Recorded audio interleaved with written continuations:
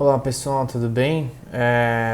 Bom, o tema desse vídeo é sobre a gestão de pessoas no setor público, né? Tema escolhido pela turma. A gente leu o primeiro texto motivador, né? Sobre a estrutura da administração pública ao longo do tempo aí, como a gestão de pessoas, né? Ao longo do tempo foi se profissionalizando e também foi ganhando algumas estruturas à parte. Eu acho que é importante ressaltar aqui o que para mim ficou mais latente de tudo que a gente leu sobre esse assunto é que existem vários avanços, né, na administração pública e na forma como a gente estrutura a administração pública hoje, porém ainda existem vários vácuos e buracos que não foram preenchidos. Então, na minha percepção, é como se a gente tivesse uma coxa de retalhos, né? Em que alguns pedaços são bons, muito bons, modernos, bem feitos, né? E outros nem tanto e ficaram para trás. Isso foi, da leitura básica, né? Foi mais ou menos isso que me ficou, né? Sobre a gestão pública. Que aí acontece, por exemplo, questões que eu já observo, por exemplo, na minha cidade, né? Onde há uma diferença e uma divisão entre, por exemplo, quem é seletista e quem é estatutário. Tem uma série de diferenças no tratamento, inclusive, desses funcionários públicos. Então, é um tema caro para a gente aí. E aí, o texto acessório, né, que eu decidi ler, era um texto que fazia uma pretensa, na realidade, uma pretensa divisão entre administração pública e administração privada, e como talvez a administração privada ela traz coisas negativas para a administração pública.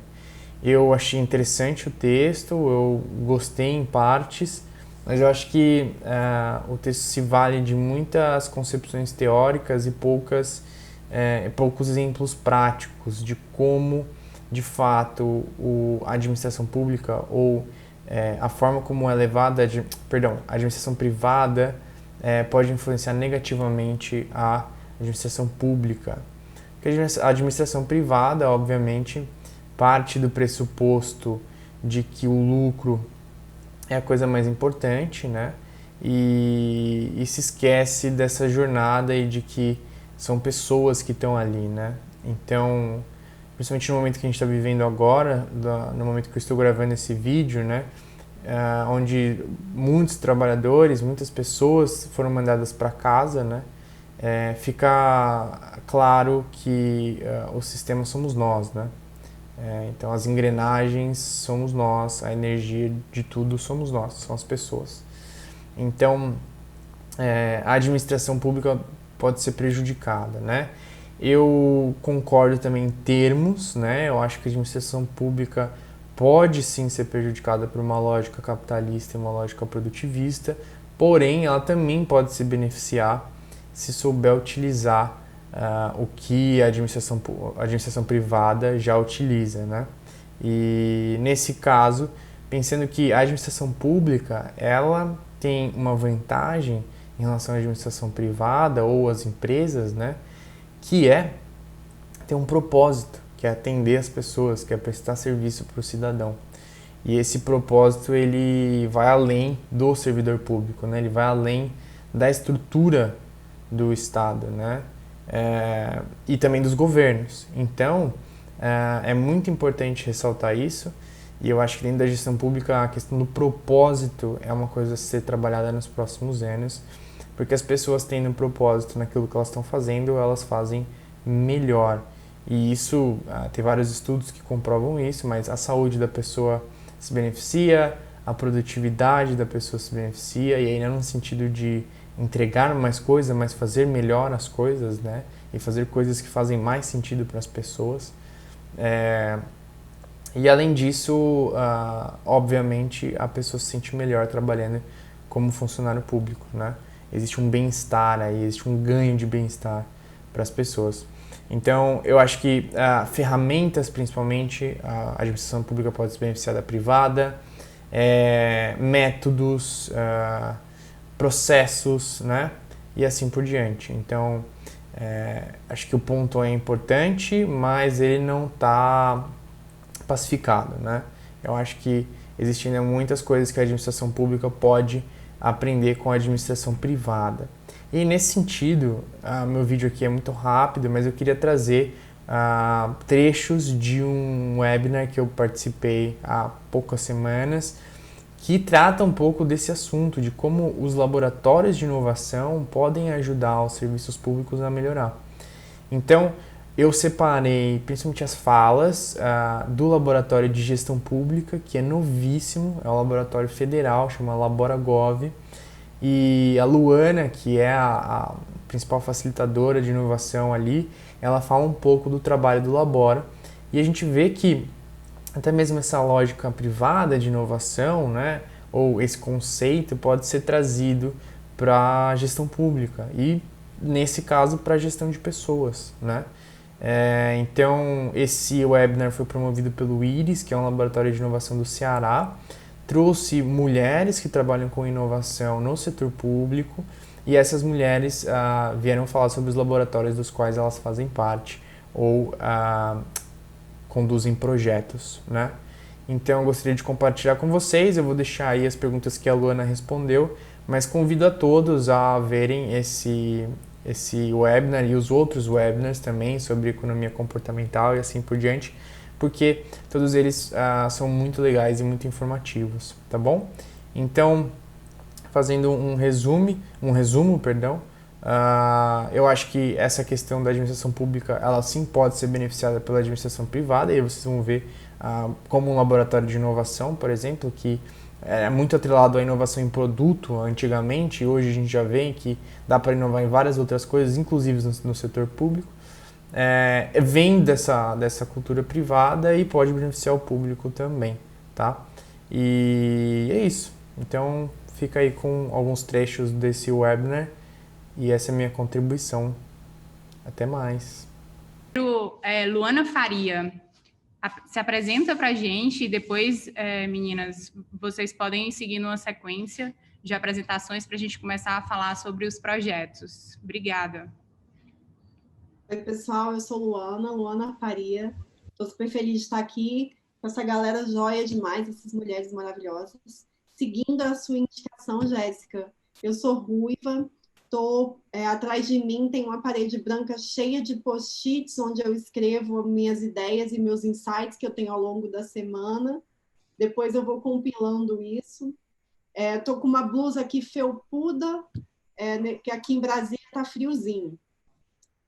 Pessoal, eu sou Luana, trabalho no LaboraGov, que é um laboratório de gestão inovadora de pessoas na SGP, que é o órgão central de gestão de pessoas, gestão e desenvolvimento de pessoas dentro do Ministério da Economia.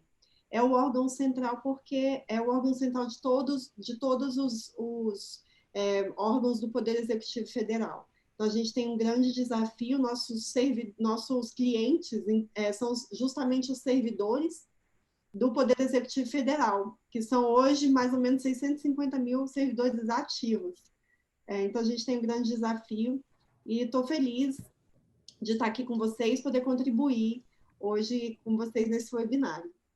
Bom, Nara, obrigada. No webinar da semana passada foi Ciência Comportamental, foi bem interessante, tem a gravação, procurem, foi muito bom, a gente trouxe experts no assunto. Sem dúvida nenhuma, é um tema que vamos ter que começar a absorver muito. O 011 já despontou aí fazendo várias coisas, vários estudos e aplicação da ciência comportamental. No Rio tem também o Nudge Rio, né, que também é um laboratório de ciência comportamental bacana. Flávia Ávila também é expert no assunto. Vou puxar a Luana Labora. Vamos lá, Luana. Conta pra gente como é que está aí, como é que é o formato, contar um pouquinho do histórico e dos principais projetos de vocês. Legal, Jéssica.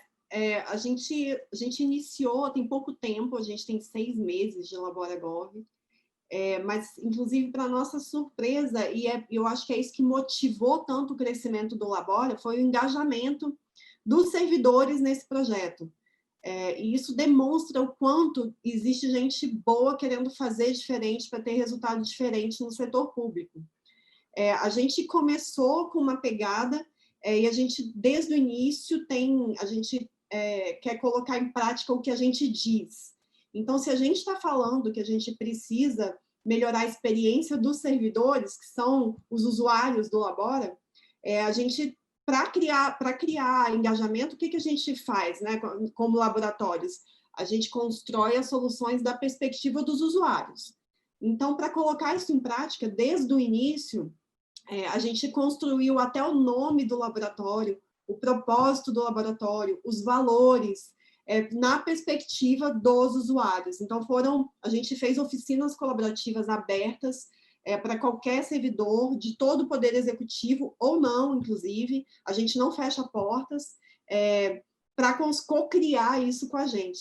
E aí, na nossa segunda oficina, o pessoal do Igor estava lá com a gente, inclusive, né, para facilitar, a gente construiu a nossa carta de serviços, que foi recém-lançada, tem uns 15, 20 dias que a gente lançou a carta de serviços do Labora, que foi também pensada a partir da perspectiva dos usuários servidores. Eu acho que esse é um grande diferencial dos laboratórios, tá sempre colocando em prática não só o que as soluções que são viáveis e possíveis, né, tecnicamente e economicamente. A gente precisa estar sempre com o olho no que é desejável não só pelo gestor, principalmente pelos usuários, senão aquela solução não vai ter engajamento das pessoas, não vai ser colocada em prática, ou pode ser colocada em prática, mas é feio, né? Provavelmente vai falhar. Depois, no setor público, a gente tem que ter um cuidado muito grande com isso, porque existem soluções que não são desejáveis e que são colocadas em prática e que acabam desperdiçando recurso público, inclusive, né? Então, a gente, como laboratório, a nossa proposta é muito nesse sentido de criar uma ambiência dentro do setor público, onde os servidores podem testar, podem errar rápido e pequeno, em pequena escala, antes de implementar as políticas de gestão de pessoas, né? O nosso propósito, Jéssica, que foi construído colaborativamente, por muitas mãos, foram 60 pessoas nessa primeira oficina, de mais de 20 órgãos, ficou desenvolver soluções inovadoras em gestão de pessoas para melhorar a experiência dos servidores e gerar valor público. Porque não se trata só de melhorar a experiência, né? Existe uma vinculação fortíssima entre melhorar a experiência dos usuários internos, no nosso caso, o caso do poder público, os servidores, e entregar melhores serviços à sociedade. Então, eu sempre falo, se as organizações querem inovar, elas não podem perder de vista os principais parceiros nesse processo, que são os servidores, né? Então, se a gente, esse o nosso propósito também, é muito no sentido de engajar as pessoas, na construção dessas soluções que vão gerar valor público, né? E aí tem até uma frase, né, do Steven Johnson, que ele fala que não basta criar, dar oportunidade para que as pessoas tenham boas ideias. A gente precisa criar ambiência para onde essas ideias possam se conectar. O laboratório vem muito nesse sentido de criar essa ambiência, porque tem muita ideia boa, desperdiçada, que não é levada adiante, não é nem considerada, às vezes não é nem escutada. Então, a gente cria esse ambiente onde as pessoas podem nos provocar, levar desafios para a gente incubar junto com os demandantes e gerar soluções inovadoras a partir das perspectivas dos usuários e errar. Nosso propósito não é só acertar, a gente quer errar, só que a gente quer errar rápido. Errar rápido para depois implementar em grande escala e ter muito mais chance de sucesso na geração de valor público, né?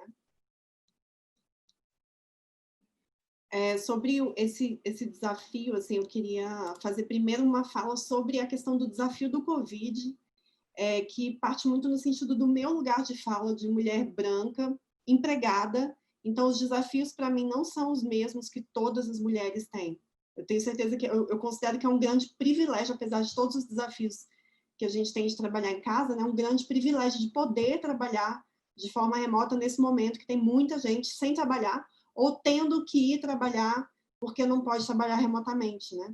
Então, acho que é importante colocar falar desse aspecto, né, que é o meu ponto, meu lugar de fala. E aí, sobre o trabalho do laboratório, acho que é importante a gente destacar que o que pegou a gente nessa questão da situação epidemiológica atual é uma mudança muito drástica nas formas de trabalho, mas a mudança, como diz o Heráclito, né, a mudança é a única coisa permanente. Então, organizações que já têm a mudança constante dentro do DNA cultural da organização, têm conseguido passar por isso de uma forma um pouco mais tranquila. Mas outras organizações, eu acho que a gente tem levado muito a conversa desse desafio para as competências pessoais, né? As competências dos servidores, né? Como é que o servidor tem que agir nesse momento? A gente precisa ter o mindset aberto, a gente precisa praticar empatia nesse momento, mas a gente precisa falar também das competências organizacionais, de como é que as organizações vão se planejar para receber essas pessoas de volta na hora que todo mundo voltar a trabalhar, ou vai todo mundo realmente voltar a trabalhar presencialmente, como é que as organizações vão lidar com isso, né? Para mim, um primeiro impacto que teve no laboratório, mesmo porque a gente trata de experiência dos servidores, melhoria da experiência dos servidores, é que muita gente sentiu um micromanaging, uma exagerada cobrança e sistemática das lideranças e das chefias no trabalho, nos resultados das pessoas que estavam trabalhando de forma remota. Isso significa uma falta de confiança, né, nas equipes e nos trabalhadores. Isso pressionou muita gente, né, e a gente tem trabalhado pensando muito nisso também. Como é que isso está impactando a vida das pessoas, né? O Dan Ariely publicou, você falou de economia comportamental, né, Jéssica? O Dan Ariely, que é um grande professor de Duke, né, que fala muito disso, ele publicou um artigo há pouco tempo atrás falando sobre como a questão da confiança no time é importante. Então, no laboratório, a gente teve muito essa questão da autonomia dos trabalhadores, né? E a ideia também da gente não estar o tempo todo em videoconferência. Já tem estudos falando sobre quanto as videoconferências são cansativas para as pessoas, né? E aí, o Dan Ariely, nesse artigo, ele fala que quando a gente tem momentos de troca intensa em videoconferências, só que curtas, e depois momentos mais longos de atenção e foco individualmente, a gente produz mais do que ficar muito tempo em videoconferência, que é o que tem acontecido também em alguns lugares e tem piorado a experiência das pessoas em trabalho remoto, né?